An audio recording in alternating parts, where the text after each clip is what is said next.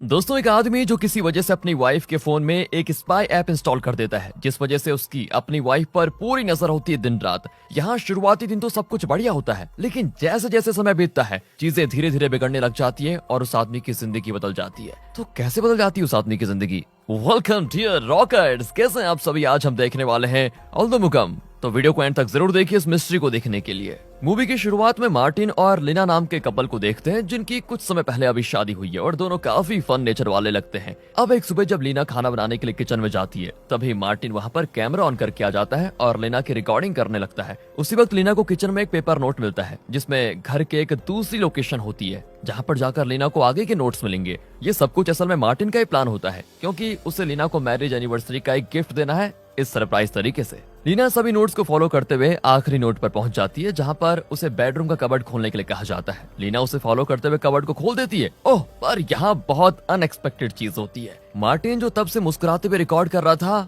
और ये मुस्कुराहट इसीलिए होती है क्योंकि जल्दी उसके सरप्राइजेस से लीना हैरान होने वाली होती है। पर जैसे यहाँ पर कबर्ड खुलता है, हम देखते हैं कि यहाँ पर मार्टिन बहुत हैरान है और लीना तो गिफ्ट को देखकर नॉर्मल एक्ट कर रही है। ऐसा इसीलिए क्योंकि मार्टिन कबर्ड में जो गिफ्ट देख रहा है वो उसका गिफ्ट नहीं है, ये वो गिफ्ट है ही नहीं जो उसने लीना के लिए लिया था। जिसके बाद लीना मार्टिन को कबर्ड में रखे हुए सारे गिफ्ट देते हुए कहती है, हैप्पी एनिवर्सरी हस्बैंड जी, मुझसे कुछ नहीं छुपता। और फिर लीना बताती है कि उसने रात में ही उन नोट्स को देख लिया था और उसे सरप्राइजेस के बारे में पहले पता चल चुका था, इसलिए उसने अपना गिफ्ट पहले लेकर मार्टिन के लिए वहां पर गिफ्ट रख दिया। यानी कि ये गिफ्ट लीना ने मार्टिन के लिए रखा हुआ है। वाओ! अब मार्टिन का सरप्राइज तो फेल हो गया, इसलिए वो इस सोच में पड़ जाता है कि मैं कैसे लीना को अगली बार कुछ बहुत बढ़िया सरप्राइज दूं। इसी सोच में वो अपने ऑफिस चला जाता है और वहां पर काम करते हुए इस बारे में सोचता ही रहता है। तभी मार्टिन को उसके रियल एस्टेट पार्टनर पॉल का कॉल आता है। असल में मार्टिन एक रियल एस्टेट कंपनी में काम करता है और वो कंपनी पॉल के डैड थॉमस की है। इसी वजह से पॉल एक तरह से मार्टिन के लिए बॉस जैसा ही है। अब मार्टिन पॉल से प्रोजेक्ट्स के बारे में कुछ डिस्कस करता है, जिसके बाद वो पॉल से कहता है कि मुझे बंसल का मैनेजर बार बार कॉल कर रहा है, शायद बंसल को मुझसे कुछ बात करनी है।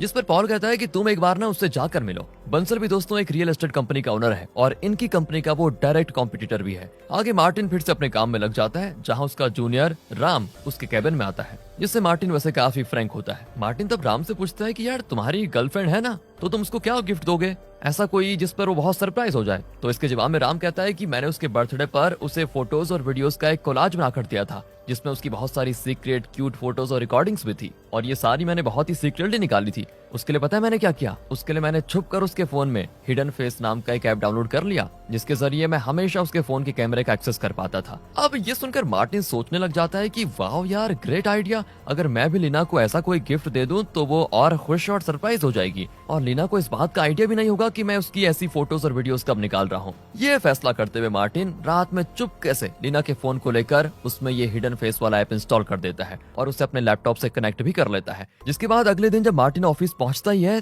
तो वो ऐप को टेस्ट करने का फैसला करता है कि चलो देखता हूँ कैसे काम करता है ये। इसके लिए वो सबसे पहले अपने लैपटॉप में ऐप को ऑन करता है और उससे सीधा लीना के फोन के कैमरे का एक्सेस मिल जाता है। मार्टिन ये देखकर बहुत एक्साइटेड हो जाता है और लगभग पूरा दिन वो लीना को ही देखता रहता है, जहाँ वो उसी बीच में उसके ढेर सारे फोटोज और वीडियोस निकालता है। अब शाम को मार्टिन काम खत्म करके बंसल से मिलने जाता है, जहाँ बंसल उसको आते हुए कहता है कि मुझे तुम्हारी सैलरी से लेकर कंपनी में तुम्हारी पोजीशन के बारे में सब पता है, लगता नहीं वो लोग तुम्हें ज्यादा प्यार करते हैं, मेरे साथ आ जाओ और अच्छे पैसे कमाओ। दोस्तों, बंसल इसीलिए कह रहा है क्योंकि जिस कंपनी में अभी मार्टिन काम कर रहा है वो उसकी कॉम्पिटिटर कंपनी है, और अब वो चाहता है कि मार्टिन उसकी रियल एस्टेट कंपनी में काम करे। इस ऑफर को सुनने के बाद मार्टिन अपना जवाब देने में एक सेकंड भी नहीं लगाता और उसके ऑफर को वहीं पर रिजेक्ट कर देता है। मार्टिन आगे बंसल को इसका कारण भी बताता है कि मेरे पिता और पॉल के पिता थॉमस एक साथ जॉब के लिए असम गए थे, जहां उन्हें जॉब भी मिल गई थी, पर कुछ समय के बाद मेरी माँ की कार एक्सीडेंट से मौत हो गई, जिसके बाद मेरे पिता बीमार रहने लगे और उस वक्त मुझे थॉमस अंकल ने संभाला था। मेरे पिता के गुजर जाने के बाद भी उन्होंने मेरा ख्याल रखा था, मेरी पढ़ाई, मेरी जॉब से लेकर सब कुछ, कपड़े लत्ते लेकर,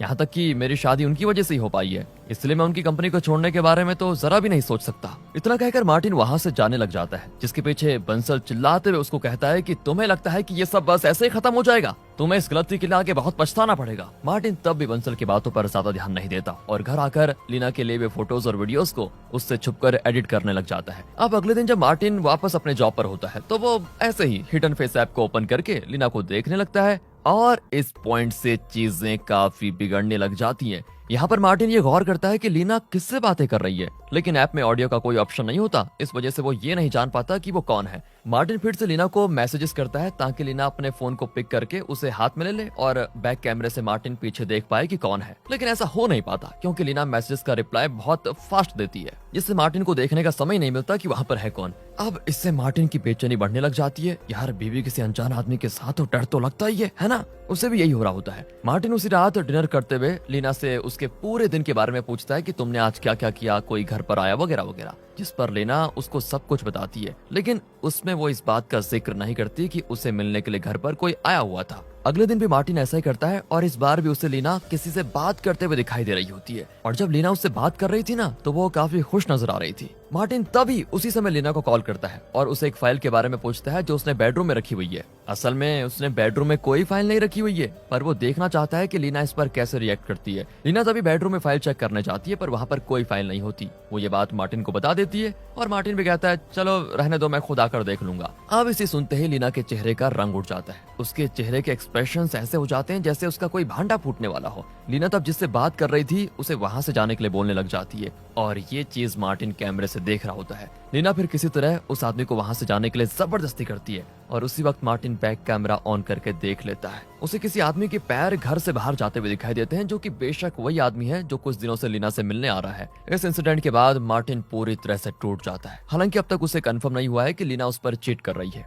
पर जितनी चीजें उसने अभी तक देखी उससे ये कहना भी गलत नहीं है कि लीना उसके अलावा किसी और के साथ नहीं है। ये इंसिडेंट मार्टिन की रातों की नींद छीन लेता है। इसके बाद से वो बस हमेशा इसी सोच में पड़ा रहता है कि कौन है वो आदमी और क्या है लीना का उसके साथ चक्कर। अब एक दिन मार्टिन लीना के सोते वक्त घर के हर कोने में कैमरास लगा देता है, साथ ही में उस स्पाई ऐप में ऑडियो का सिस्टम भी ऑन कर देता है, जिससे अब वो लीना की आवाजें भी सुन सकता है। इतना ही नहीं, वो लीना के व्हाट्सएप को भी अपने फोन में लॉगिन कर लेता है, जिससे लीना जो भी चैट्स करेगी वो मार्टिन अपने फोन में देख पाएगा। अगले दिन मार्टिन ऑफिस में बैठकर लीना का व्हाट्सएप चेक कर रहा होता है कि तभी उसको एक आदमी का मैसेज आता है, यानी कि उस आदमी का मैसेज लीना को आता है। मतलब वो आदमी लीना से पूछ रहा होता है कि क्या मैं अभी घर आ सकता हूँ, जिस पर लीना उसको जल्दी घर आने के लिए कह देती है। कुछ ही देर के बाद वो आदमी घर आ जाता है और लीना तब घर में अकेली होती है। वो आदमी फिर लीना से प्यारी प्यारी बातें करने लग जाता है और कुछ देर वहाँ पर रुककर चला जाता है। ये देखकर मार्टिन का दिल और टूट जाता है कि मैंने जिसे अपनी जिंदगी माना, अपना लाइफ पार्टनर माना, धोखा दे दिया मुझे। वो उन दिनों को याद करने लग जाता है जब कॉलेज में उसने पहली बार लीना को देखा था, और सीन फ्लैशबैक में चला जाता है जहां कॉलेज में उसने लीना से धीरे धीरे बातें शुरू की थी, और फिर एक वक्त पर जाकर दोनों एक दूसरे के प्यार में हो गए। पर कुछ समय के बाद जब दोनों वापस मिले तब दोनों में फिर से अच्छी दोस्ती हुई, जो आकर प्यार में बदल गई और शादी हो गई। अब प्रेजेंट में मार्टिन एक दिन देखता है कि लीना कहीं दूसरी जगह पर जा रही है, जहाँ पर जाकर वो उस आदमी से मिलती भी है, जो लीना से कहता है कि अगर तुम्हें मेरे साथ रहना है तो तुम्हें अपने हस्बैंड को मारना होगा। वो लीना से ये भी पूछता है कि क्या तुम अपने हस्बैंड को मार पाओगी।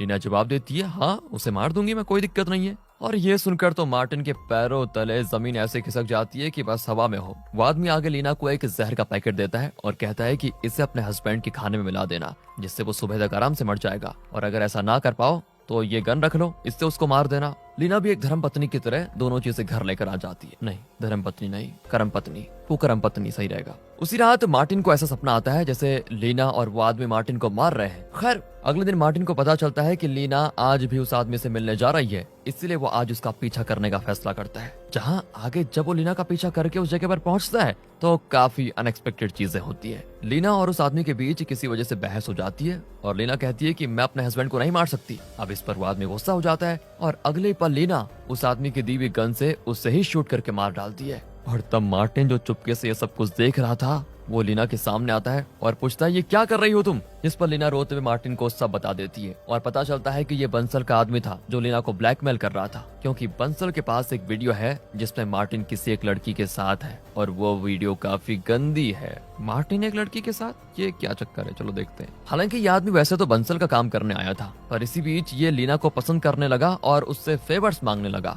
इस वजह से एंड में परेशान होकर लीना ने उसे मार ही दिया। अब ये सारी बातें जानकर मार्टिन समझ जाता है कि लीना उस पर चीट नहीं कर रही थी, बल्कि वो उसकी इमेज बचाने के लिए सब कुछ कर रही थी। हालांकि जिस वीडियो की लीना बात कर रही थी उस पर मार्टिन कहता है कि वो वीडियो एडिटेड है। आगे मार्टिन लीना को घर जाने के लिए कहकर खुद उस आदमी की लाश को ठिकाने लगाने का फैसला करता है, ताकि इस आदमी को मारने का इल्जाम लीना पर ना जाए। उसी बीच मार्टिन को इस आदमी के बारे में पता चलता है कि इसका नाम सूर्या है और इसकी वाइफ मीरा मार्टिन की कंपनी में अकाउंटेंट का काम करती है। सूर्या कोई जॉब तो नहीं करता था, पर बंसल के लिए गुंडागिर्दी किया करता था। मार्टिन फिर सूर्य की लाश को ठिकाने लगा लेता है और घर लौटता है, जहाँ पर रात में लीना उसको बताती है, मुझे उस वक्त बंसल ने तुम्हारे फोन में एक स्पाई ऐप भी डाउनलोड करने को कहा था, जो मैंने तुमसे बिना पूछे कर भी दिया। और इसके बाद हम देखते हैं कि स्पाई ऐप के जरिए कोई लाइव मार्टिन को देख रहा है, लेकिन ये आदमी है कौन ये हमें आगे पता चलेगा। मतलब कहाँ ये मार्टिन स्मार्ट समझ रहा था कि मैंने अपनी बीवी के फोन में स्पाई ऐप डाउनलोड कर लिया, लेकिन किसी ने इसके फोन में डाउनलोड कर लिया, मतलब इसकी बीवी ने, इसको पता ही नहीं चला।